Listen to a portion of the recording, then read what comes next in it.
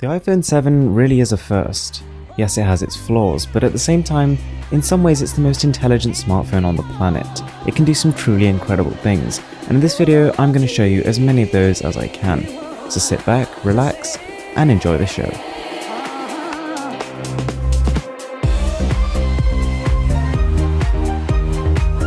So, let's get cracking. It's taken them a while, but Apple has finally introduced Smart Wake. So turning it on in the settings will mean that as soon as you lift the phone up, the screen will turn on. Apple made a lot of noise about the iPhone 7's audio.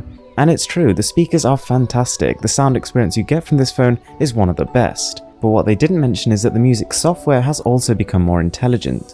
So there's an option which, once ticked, will automatically delete songs that you've just not played in a while to free up your storage. Swiping right from the lock screen instantly opens up your camera app. So with iOS 10, Apple is putting much more emphasis on 3D touch, and it works also on the iPhone 7.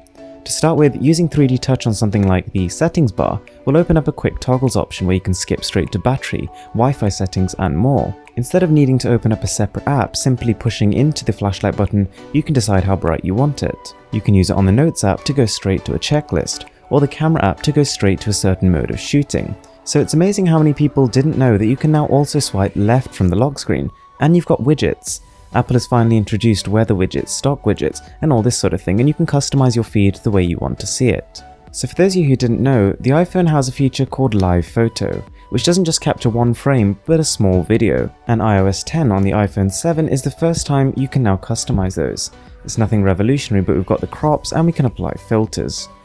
But I'm going to tell you how to take this a step further, because Google has announced an app called Motion Stills, and this allows you to thread them together to add stabilization, to turn them into GIFs or even export them as movies. So to be honest, the next one is about due from Apple, but you can finally reply to messages from your lock screen.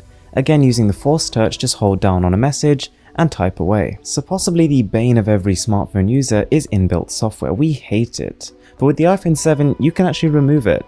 Now this doesn't quite delete it, but what it does is hides it from the home screen. And with no notifications on it, it might as well not exist. Now the next one is one of my favorites. iOS 10 automatically detects when you're on a mailing list. It doesn't work 100% of the time, but I'd say probably about 80% of the time, and within iOS you can unsubscribe.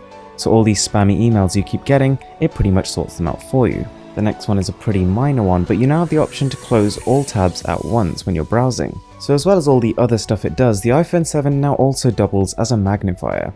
If you turn it on in settings, then every time you triple tap the home button, it'll just zoom in on something. So if you want to read a faraway sign or just some very small text, it's pretty handy, and the resolution is high enough for it to actually be much better than the human eye. So with this smartphone, Apple is kind of trying to make the phone more fun to use.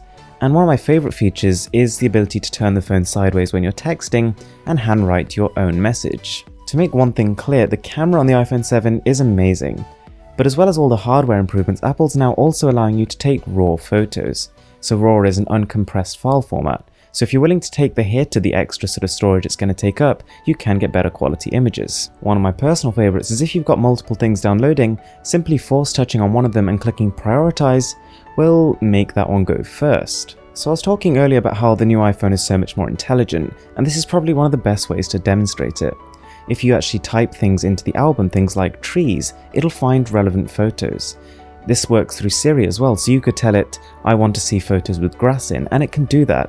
You can tell it, I want to see photos taken in the last hour, and it will show you, and it works pretty much 100% of the time. It can even recognize faces and integrate that into your searches.